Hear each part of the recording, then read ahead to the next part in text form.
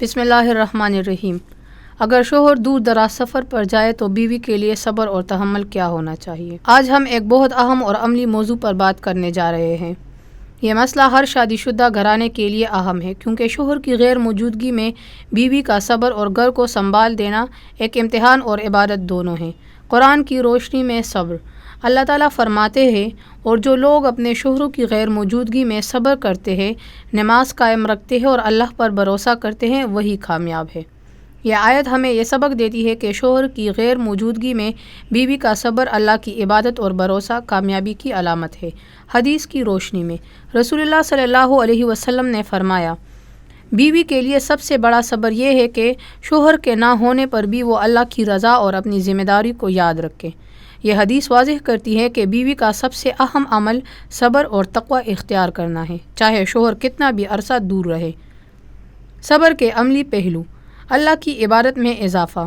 بیوی کو چاہیے کہ شوہر کی غیر موجودگی میں نماز، ذکر اور دعا پر زیادہ توجہ دے۔ گھر اور بچوں کی دیکھ بھال۔ صبر کے ساتھ گھر کے کام اور بچوں کی تربیت میں اپنی ذمہ داری ادا کریں۔ جذبات پر قابو۔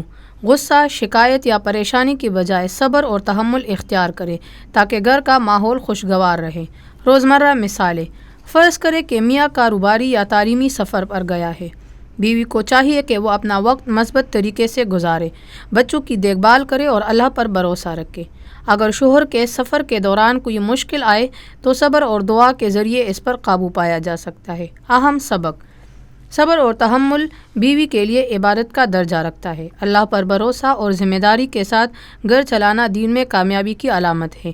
یہ عمل نہ صرف دنیاوی سکون بلکہ آخرت میں اجر کا باعث بھی بنتا ہے۔ شوہر کے سفر پر جانے پر بیوی کے لیے صبر فرض ہے۔ اللہ کی عبادت اور ذکر میں اضافہ ضروری ہے۔ گھر اور بچوں کی ذمہ داری میں صبر و تحمل رکھنا چاہیے۔ اللہ پر بھروسہ اور ایمان مضبوط رکھنا چاہیے۔ صبر اور تحمل بیوی کی شخصیت اور گھرانے کی خوشحالی کا ذریعہ ہے۔ اللہ تعالیٰ ہم سب کو صبر، حوصلہ اور ایمان کے ساتھ اپنی ذمہ داریاں نبھانے کی توفیق دے۔ آمین۔